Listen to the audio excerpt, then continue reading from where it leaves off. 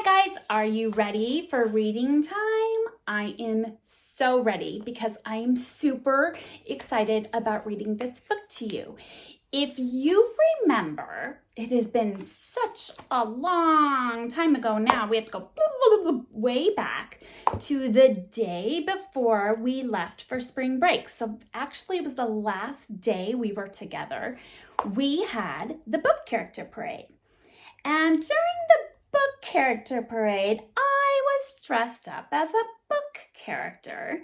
And I said to you, oh, I'm so excited about this character because when we come back, we're going to read the book that this is from and you guys are going to love it. And then we didn't come back. So I'm going to go ahead and read it. I'm going to read it to you this week, and it's going to be our mentor text for the week. And I know you're going to love this one because this book is all about being creative and being an engineer. Was that a good clue? Do you remember who I was for the book character parade? I'm going to show you.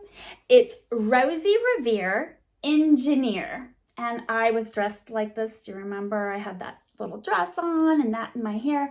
And this book is one of my favorites. And yes, I know I say that all the time, but I have a ton of favorite books.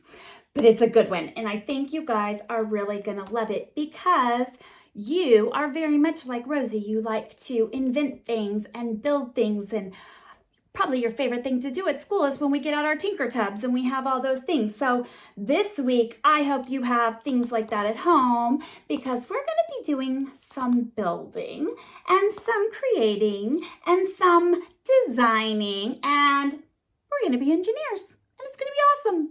So let me read the book to you today. It is called Rosie Revere, Engineer, and it's by Andrea Beatty. And actually, there's more books in this series. I have one back here. There's Ada Twist Scientist. There's Iggy Peck Architect. There's several different books. So if you like this one, and it is on Get Epic, we're going to be using that one on Get Epic too. Check them out, okay? I think you're going to like it. So, and these pictures, one of the big reasons I want to use it on Get Epic too is because these pictures have such great detail. And I know sometimes that's hard to see when I'm holding a book and reading it to you. So you'll have the link for Get Epic because I really want you to get on there and check it out. But I'll try to show you the pictures. So here we go. Oh, I almost forgot something important. This story does something with the words. And usually when I read a book that follows this kind of a pattern, somebody will raise up their hand within like the first couple of pages and they'll go, Mrs. Morrow, and they'll tell me. So I'm going to see if you can figure out what I may be talking about. What are you noticing about the words in this story and the lines? See if you can figure it out. I'm going to give you one clue, and it's going to look kind of funny right now, but my clue is bottom, bottom, bottom, bottom, bottom, bottom. I know I've done that at school before. Kind of like a song. Listen and see if you figure it out. Says this is the story of Rosie Revere, who dreamed of becoming a great engineer. In Lila Greer's classroom at Blue River Creek, young Rosie sat shyly, not daring to speak. So here she is with her class. There's her teacher. Does that look like Miss Morrow? And look, everybody's smiling. It looks like they may be singing or something. But look at Rosie. She's not doing it. She's being shy. I wonder why. But when no one saw her, she peeked in the trash for treasures to add to her engineer stash. And late at night, Rosie rolled up her sleeves and built in her hideaway under the eaves. Do you hear what I'm talking about with those words? Look, she's getting out all kinds of things out of the trash. What in the world would she want that stuff for? Some of it's broken and, ugh, what in the world? Rosie? Oh, look at this. Look at that. What is she doing? Alone in her attic, the moon high above, dear Rosie made gadgets and gizmos she loved. And when she grew sleepy, she hid her machines far under the bed where they'd never be seen. Wow, that looks like so much hard work, but she's not showing anybody. I wonder why. Have you noticed what I'm saying about the words? Do you hear something? I'm going to go a couple more pages before I tell you. When Rosie was young, she had not been so shy. She worked with her hair swooping over one eye and made fine inventions for uncles and aunts. A hot dog dispenser and helium pants. Look at these helium pants, but Adam, look at that. It's a hot dog dispenser and it puts mustard on the hot dog. You would love that, Adam. That is like your most favorite food. Can you imagine if it did it for you? Super cool. Did you guys hear something? Are you hearing rhythm? They're rhyming words. And when words rhyme, they make that rhythm almost like a sing-song voice. That's why I went do-do, do-do, do-do, do-do. That's my clue. Oh boy, look at this one. The uncle she loved most was zookeeper Fred. She made him a hat to keep snakes off his head. From parts of a fan and some cheddar cheese spray, which everyone knows keeps panthers away. I love this hat. Look at it. She's got like the leg of a Barbie doll that's pushing down on the cheese. That is so funny. She is super, super good at engineering. And when it was finished, young Rosie was proud. But Fred slapped his knee and he chuckled out loud. He laughed till he wheezed and his eyes filled with tears, all to the horror of Rosie Revere, who stood there, embarrassed, perplexed, and dismayed. She looked at the cheese hat and then looked away.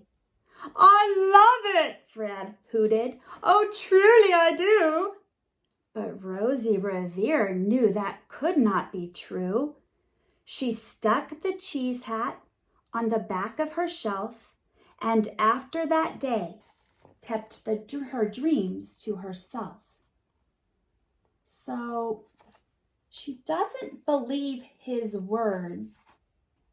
There's something in his actions that make her not believe him.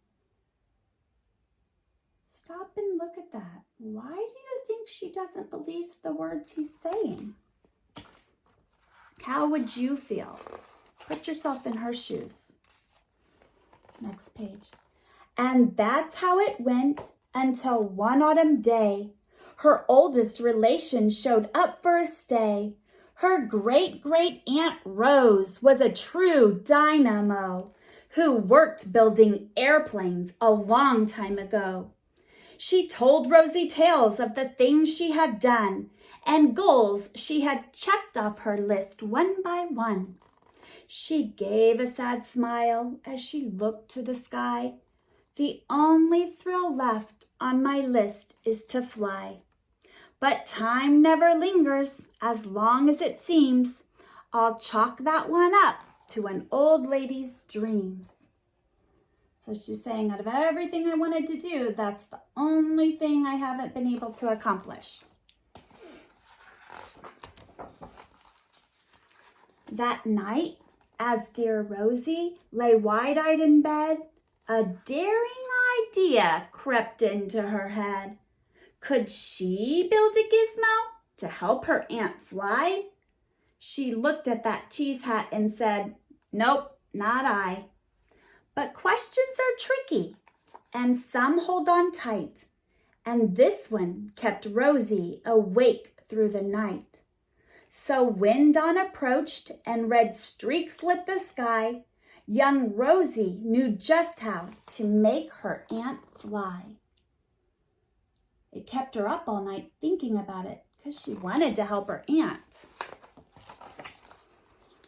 She worked and she worked till the day was half gone, then hauled her cheese copter out onto the lawn to give her invention a test just to see the ridiculous flop it might turn out to be.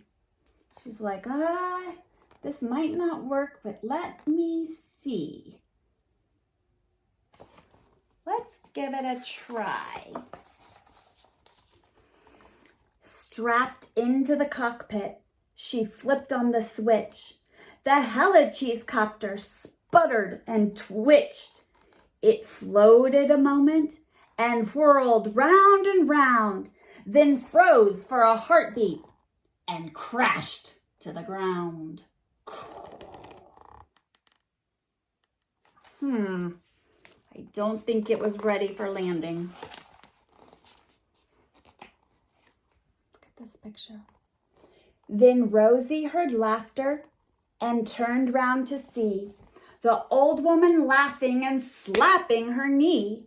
She laughed till she wheezed and her eyes filled with tears, all to the horror of Rosie Revere, who thought, "Oh no, never, not ever again will I try to build something to sputter or spin, or build with a lever, a switch, or a gear, and never will I be a great engineer."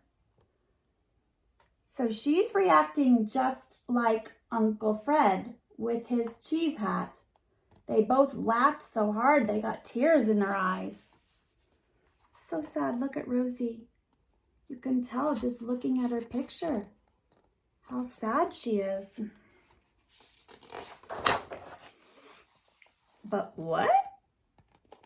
Look at her expression now. I love the way the illustrator drew that picture. You can tell her aunt's hugging her, but Rosie's like, "What in the world?"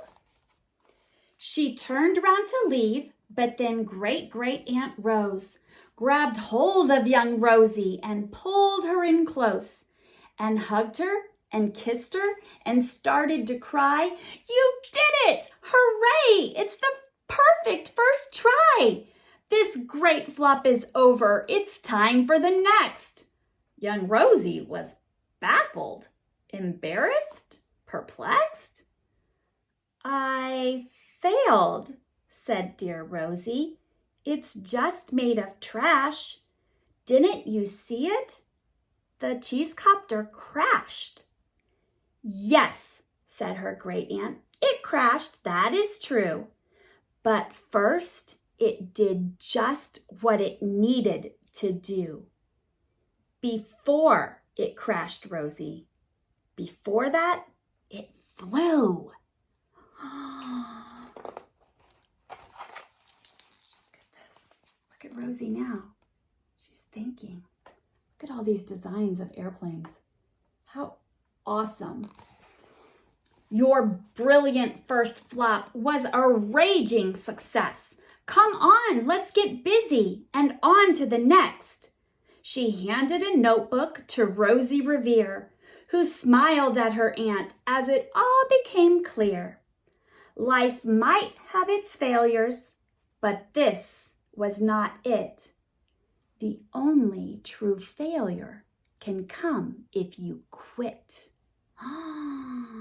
Sometimes things are hard, but remember, we've talked about this at school. There's that special word I say, grit. When things are hard and we keep trying, because every time we don't get it right and we make mistakes, we're still learning and we're gonna figure it out. It's okay. Oh, I love this one because now they're working together, which even better. They worked till the sun sneaked away to its bed. Aunt Rose tied her headscarf round Rosie's head and sent her to sleep with a smile ear to ear to dream the bold dreams of a great engineer. I think Rosie is an amazing engineer. Look at everything she's creating. At Blue River Creek, all the kids in grade 2 build gizmos and gadgets and doohickeys too. With each perfect failure, they all stand and cheer, but none quite as proudly as Rosie Revere. I love this. And why are they cheering? What did they learn? What was the lesson? What's the message that this author is teaching us? Is it okay to make mistakes? Yeah, it's actually good because that means you're taking chances and you're trying new things and you're not going to be perfect. We have to learn things. That's part of it. Remember at school when I'm always saying, I think I've said this a bazillion times, but I'll say it again. If you knew everything, I wouldn't even have a job. And that would make me super sad because this is my favorite thing to do. So I hope you loved this book. I hope you loved it as much as I do. And maybe next year you can dress up like Rosie Revere for the book character parade. All right, we're going to work with this book. It is going to be our mentor text this week. So we're going to look at that, those rhyming words and the way that gave the story a rhythm. And it's almost like singing a little bit of a song. You almost hear music in the words when it has that rhythm. We're also going to take a really good look at Rosie and not just what she looks like on the outside, but what does the story tell us and what can we infer about the type of person she is on the inside? So we're going to look at her and Uncle Fred and Great Aunt Rose. So this week we're going to have a lot of fun with this book and we are also going to become engineers. So I hope you loved it as much as me and I will see you soon. Bye. I miss you guys so much. Bye.